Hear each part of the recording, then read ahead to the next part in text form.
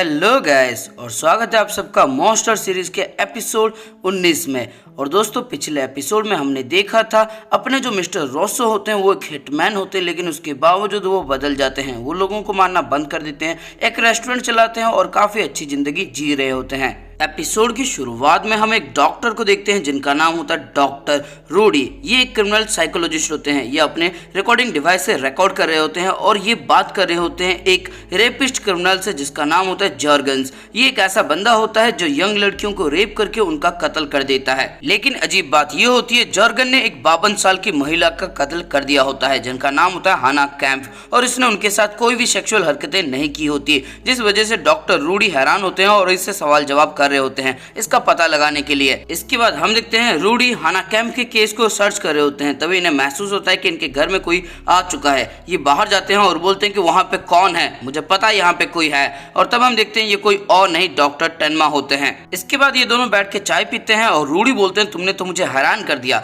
और इसके बाद डॉक्टर टेनमा बोलते हैं मुझे माफ करना, लेकिन मेरे पास बस यही एक तरीका था, तुम्हें तो पता ही होगा। और उसके बाद रूडी बोलता है हाँ मैंने सुना था। इसके बाद डॉक्टर टेनमा बोलते हैं क्या तुम्हें लगता है मैं सीरियल किलर हूँ? और इसके बाद रूडी बोलते हैं मुझे नहीं पता, न्यूज़पेपर में तो यही अफवाह चल रही है। वैसे तुम मेरे पास क्यों आए? हम तो अच्छे दोस्त भी नहीं थे और तुम्हें देख के लगता है कि तुम मुझसे नफरत करते हो। क्या तुम वो पैसे लेने के लिए आए हो जो मैंने तुम्हें कॉलेज के टाइम पे लिया था, है ना? और इसके बाद तन्मा बोलते कि नहीं बात वो नहीं है, मैंने सुना कि तुम एक क्रिमिनल साइकोलॉजिस्ट हो, मैं तुम्हें कुछ दिखाना चाहता हूँ। और इसे कुछ लेटर्स दे देता है और उस लेटर के ऊपर जोहान का मैसेज लिखा होता है जिसने लिखा होता है कि देखो मुझे मेरे अंदर का मॉन्स्टर बढ़ रहा है। और दूसरे मैसेज में लिखा होता है कि टेनमा मेरी मदद करो, मेरे अंदर का मॉन्स्टर फूटने वाला है। इसके बाद रूडी बोलता है ये सब क्या है? इसके बाद टेनमा सब कुछ समझा देते हैं और रूडी बोलता है अच्छा तो जोहान ने अपने माँ बाप को और डायरेक्टर को मार दिया और वो तुम्हें बहुत सारे मैसेजेस दे रहा है। और इसके बाद टेनमा बोलते हैं कि हाँ मुझे उसे जल्दी ढूंढना होगा।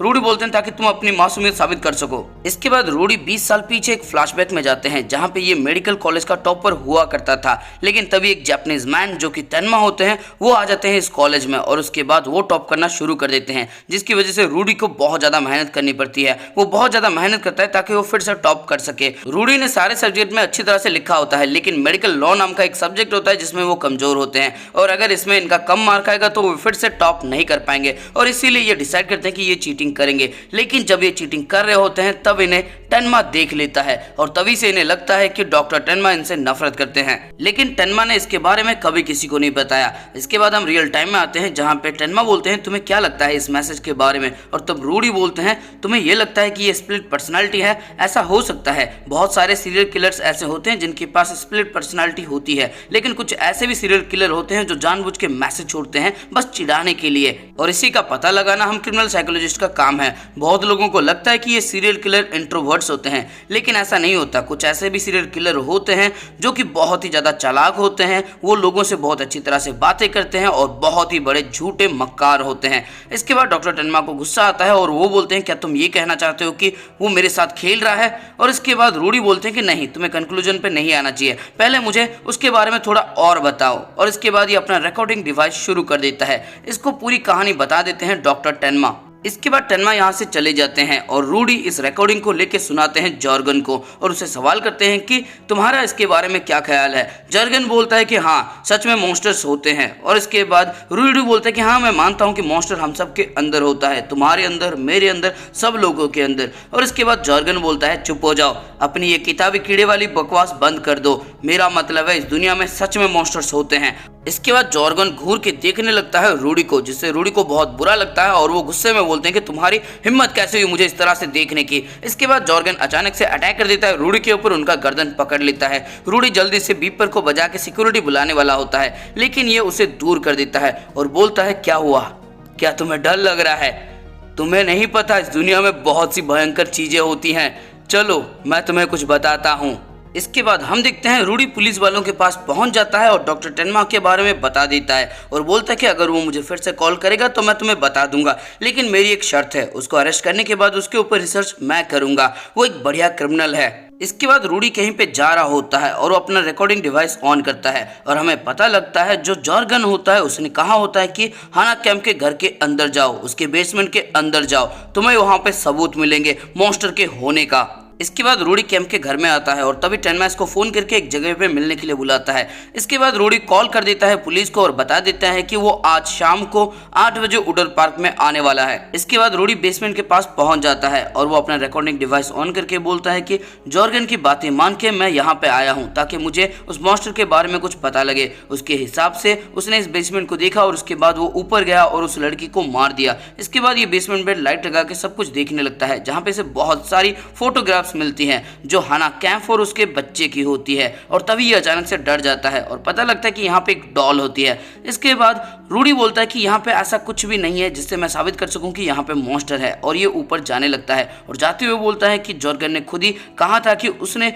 अपने दोस्त की बातें मान के हाना कैम्प को मारा है। वो अपने दोस्त को मॉन्स्टर बुलाता है और इसके बाद इसको कुछ क्लिक होता है। ये डॉल की तरफ देखने लगता है और उसके बाद अपने बैग के अंदर से एक और कैसेट निकालता है और उसे सुनने लगता है, जहाँ पे खुद जॉर्गन ने कहा है कि उसकी माँ उसे बहुत बुरी तरह से पीटा करती थी और उसे बेसमेंट में भर देती थी, जहाँ पे एक लड़की का डॉल हुआ करता था और वहाँ पे चारों तरफ उसकी और उसकी माँ की फोटोग्राफ हुआ करती थी, जिसकी वजह से जॉर्गन को ऐसा लगता था कि उसकी माँ हमेशा उसके ऊपर नजर बनाई हुई है। और इसके बाद रूडी सोचने लगता है कि इसका क्या मतलब है, क्या जॉर्गन ने इस बेसमेंट को पूरी तरह से बदल दिया है अपने बचपन की बेसमेंट की तरह। इसके बाद ये कैंप और बच्चे की फोटो देखता है और ये जॉर्गन की बचपन की फोटो लाके देखता है जो बिल्कुल मैच कर जाते हैं। ये हैरान हो जाता है क्योंकि कैंप के कोई भी बच्चे नहीं थे और कैंप को बचपन में जॉर्गन कैसे जानता था। और इसके बाद ये फोटो को ध्यान से देखता है और उसे पता लगता है कि फोटो के साथ छेड़खानी की गई है, उसका चेहरा काटा गया होता है और वहां पे किसी और की फोटो लगाई गई होती है।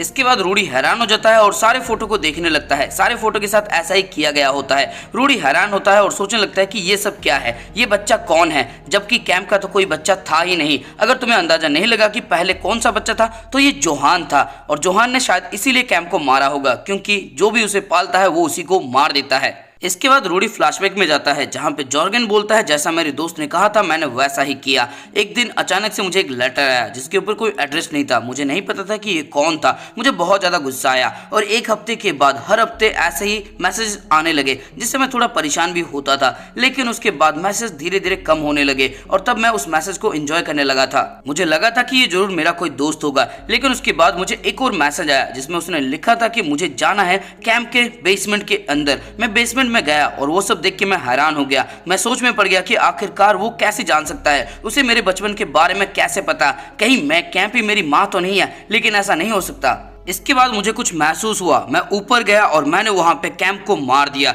इसके बाद हम रूडी को देखते हैं जो रूम के अंदर छानबीन करने लगता है ताकि इसे कुछ लेटर्स मिल सकें, और इसे कुछ लेटर्स भी मिल जाते हैं। ये एक एक करके सारे लेटर को खोलने लगता है और हम देखते हैं इस लेटर के अंदर भी वही मैसेज होता है जो लेटर मिला होता है डॉक्टर टेनमा को, जिसको देख के ये बहुत ही ज्यादा हैरान हो जाता है। रूडी यहाँ पे समझ जाता है जॉर्गन का दोस्त और जोहान दोनों सच में हैं और यही वो असली मॉन्स्टर है। इसके बाद हम पार्क का सीन देखते हैं, यानी कि उडर पार्क का सीन देखते हैं जहाँ पे पहले से ही इंतजार कर रहा होता है रूडी, और तभी यहाँ पे आ जाता है डॉक्टर टेनमा के ऊपर बहुत सारे पुलिस वाले नजर बनाए होते हैं। वो सब इसके ऊपर जासूसी कर रहे होते हैं और मौका मिलते ही उसे पकड़ने का प्लान भी होता है। इसके बाद टेनमा रूडी से मिलता है और बोलता है मुझे माफ करना, तुम बहुत बिजी होगे लेकिन उसके बाद भी मैं तुम्हें परेशान कर रहा हूँ। और इसके बाद रूडी बोलता है कि तुमने जो कहा था उसके हिसाब से मैंने रिसर्च की और मुझे पता लगा कि तुम सिर्फ एक कहानी सुना रहे हो, जोहान सच में है ही नहीं। और उसके बाद टेनमा बोलते हैं कि नहीं मेरी बात तो सुनो ठीक से।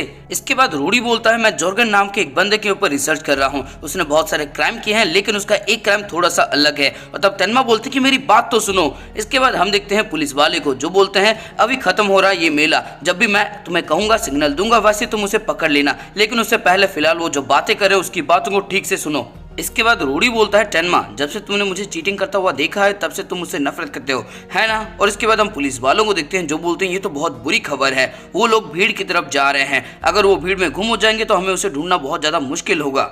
इसके बाद रूडी बोलता है मैं तुम्हारी नफरत के ही लायक हूँ। और इसके बाद टेनमा बोलते हैं कि ये इंपॉर्टेंट नहीं है। और इसके बाद रूडी बोलते हैं कि तुम्हें याद है मैं कैसे चीटिंग किया करता था। और इसके बाद ये अपना स्लीव खोलता है और एक पेपर दिखाता है जिसके ऊपर लिखा होता है भाग जाओ, पुलिस वालों ने तुम्हें घेर लिया है। और इसके बाद टेनमा पीछे देखने लगता है, रूडी बोलता है कि पीछे मत देखो। इसके बाद पुलिस वाला बोलता है क्या हुआ, क्या डॉक्टर को वो धमका रहा है। और इसके बाद दूसरा बंदा बोलता है कि पता नहीं बहुत ज्यादा भीड़ है कुछ सुनाई नहीं दे रहा। इसके बाद रूडी बोलता है जॉर्गन ने कहा था कि उसके दोस्त ने उसे मारने के लिए कहा था इसीलिए उसने ऐसा किया, ये देखो ये मिस्टर कैंप के स्टोर हाउस से मुझे मिला, लेकिन कैंप के पास तो कभी कोई बच्चे थे ही नहीं। जॉर्गन अपने जिस दोस्त के बारे में बातें करता है और जिस जोहान की बातें तुम करते हो शायद ये दोनों एक ही इंसान है। इसके बाद पुलिस वाले बोलते हैं वेस्ट गेट गेट की तरफ जाओ और जाके टेनमा को पकड़ लो, लेकिन याद रखना कि उसके हाथों में एक बंदूक है। जैसे लेटर तुम्हें मिले थे वैसे लेटर कैंप को भी मिले थे। शायद वो जानबूझ के कैंप के साथ खेल रहा था और जैसे उसका काम खत्म हो गया तब उसने उसको मरवा दिया। शायद वो अपना पास्ट खत्म कर रहा है। तुम इनोसेंट हो टेनमा। जितना मैंने रिसर्च किया है उससे बस मुझे इतना ही पता लगा है।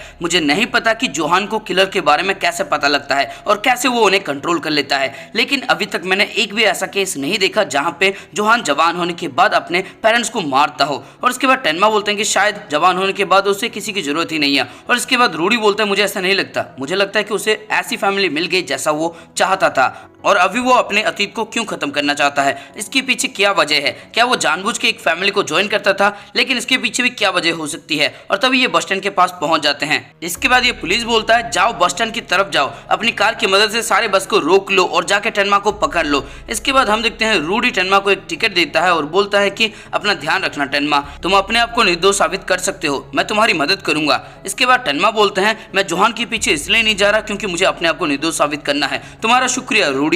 इसके बाद रूडी बोलता है कहीं इसका मतलब ये तो नहीं कि तुम जोहान को मारना चाहते हो? इसके बाद टेनमा बोलता है मैंने तुमसे कभी नफरत नहीं की, ये सच है, तुम एक बहुत अच्छे इंसान हो, मुझे कभी मौका नहीं मिला तुम्हारा दोस्त बनने का, लेकिन मुझे खुशी है कि अब हम दोस्त हैं, है ना हम दोस्त? और इसके बाद रूडी बोलता है लेकिन मैंने देखा था, तुमने मुझे चीटिंग करते हुए देखा था। इसके बाद टेनमा स्माइल करके बोलता है मैं खुद भी चीटिंग कर रहा था। और इसके बाद हम पुलिस वालों को देखते हैं जो बोलते हैं कि 5 बस एक साथ चले गए, हम कुछ कर नहीं पा रहे हैं और ये टेनमा को नहीं पकड़ पाते। इसके बाद हम रूडी को देखते हैं जो सोच रहा होता है टेनमा अपना ख्याल रखना। दोस्तों आप लोगों का सवाल रहता है कि जोहान कितना ज्यादा इंटेलिजेंट है, क्या वो आयन कोजी जितना इंटेलिजेंट है या फिर वो एल जितना इंटेलिजेंट है? दोस्तों इसका सही जवाब तो मैं नहीं दे सकता, लेकिन आप एक अंदाजा लगा सकते हैं कि जोहान कितना ज्यादा इंटेलिजेंट है। इस एपिसोड में हमने देखा जॉर्गन को मैनिपुलेट किया होता है जोहान ने जॉर्गन को इस तरह से मैनिपुलेट किया होता है कि उसने उसका काम कर दिया होता है, यानी कि जो काम जोहान का था वो काम उसने करवाया होता है जॉर्गन के जरिए। जॉर्गन खुद एक सीरियल किलर है लेकिन उसके बावजूद वो मैनिपुलेट हो जाता है जोहान से, तो तुम अंदाजा लगा सकते हो कि जोहान किस खेत की मूली है। और दोस्तों इसी के साथ ये एपिसोड हो जाता है खत्म। तो दोस्तों इस वीडियो को लाइक कर दो, कमेंट करके बताओ आयन कुजी, एल और जोहान में से तुम्हारे हिसाब से कौन ज्यादा इंटेलिजेंट है। और इस वीडियो को अपने दोस्तों के साथ शेयर कर देना और अगर चैनल पर नए हो तो फिर चैनल को सब्सक्राइब करना और उसके बाद घंटा या फिर घंटी जो भी तुम्हें दिखेगा उसको बजा देना। और अगर तुम ऐसा नहीं करोगे तो तुमसे मिलने के लिए जोहान आएगा।